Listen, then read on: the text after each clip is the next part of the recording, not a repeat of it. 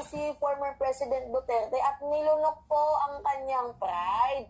Kaya naman pala, kasi alam niya na mayroong balita na posible na nga pong ilabas ang warrant of arrest. So, na-content na natin mga minamahal yung about sa warrant of arrest na yan. But dito tayo mag-focus sa sinabi niya bago pa lumabas itong balita na kung saan maglalabas na po ng warrant of arrest yung ICC sa mga sangkot sa droga. Kabilang po siya, mga minamahal, sa tinitiktikan ng International Criminal Court at itong si Bato de la Rosa. Pero bago pa lumabas yung balitang yan, mga minamahal, nagparinig na pala.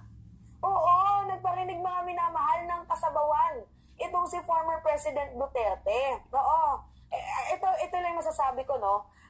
Every time na pinapagtanggol ng mga